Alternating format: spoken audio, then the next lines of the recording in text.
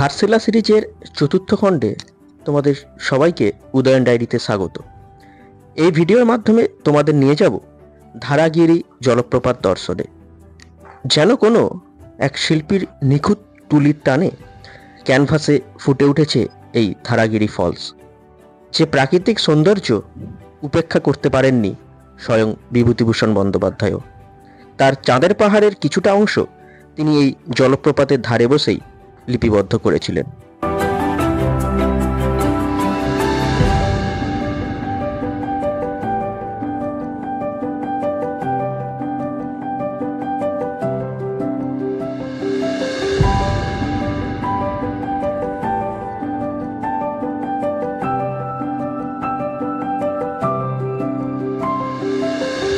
ধারাগিরি ফলসের প্রাকৃতিক সৌন্দর্য দেখতে দেখতে তোমাদের জানিয়ে দেই, ঘাটশিলায় কিছু লাক্সারি হোটেলের সন্ধান, যেগুলির রুম মূলত জনপ্রতি থাকার জন্য দৈনিক 1800 থেকে 2500 মধ্যে হয়ে যাবে।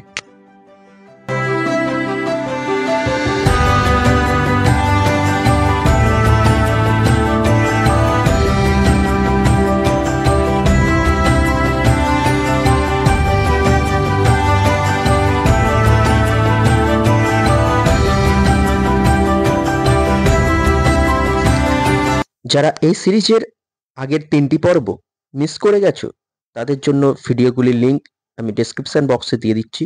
তোমরা চাইলে ভিডিওগুলি দেখে নিতে পারো। তাহলে উপভোগ করো ঘাটশিলা সিরিজ আর পাশে থাকো উদয়ন ডায়েরির।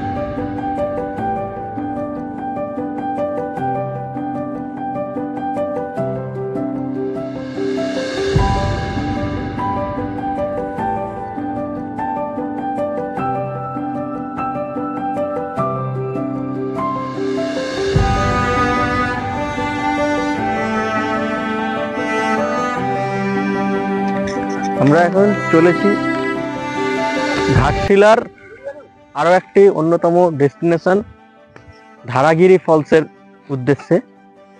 এই ধারাগিরি ফলস আমরা এখন দেখব। আমাদের গাইড করে নিয়ে যাচ্ছে ছোট্ট একটা গাইড, ছিনাতি, একদম বাচ্চা মেয়ে। সে আমাদের গাইড করে এখানে নিয়ে যাচ্ছে এই ধারাগিরি ফলস দেখার জন্য। তো চলো ধারাগিরি ফলসে গিয়ে তোমাদের সঙ্গে দেখা হচ্ছে।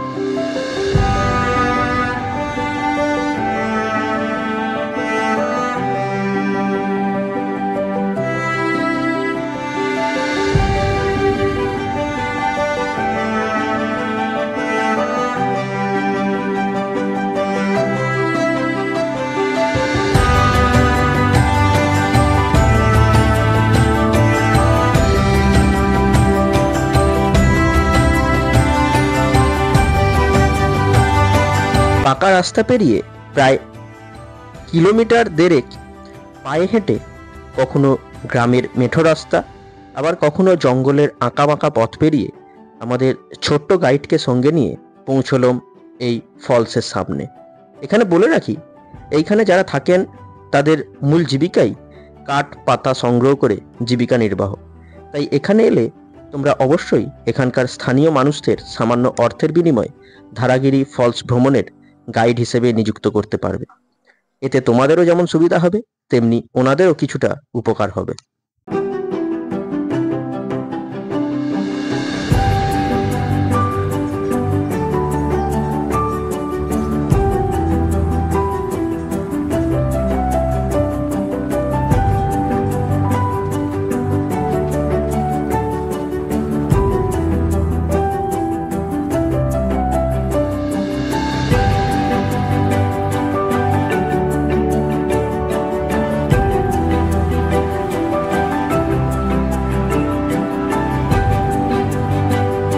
মূলত আমরা বর্ষার শুরুতেই এই ধারাগিরি জলপ্রপাত তথা ঘাটশিলা ভ্রমণ করেছি।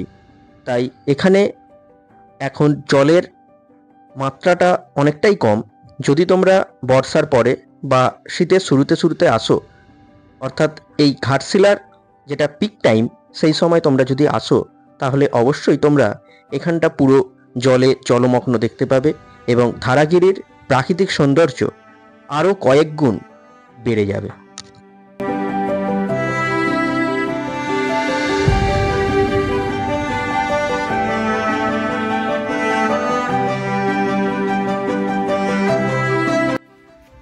আমরা এখন শেষ করলাম ধারাগিরি ফলস দেখে।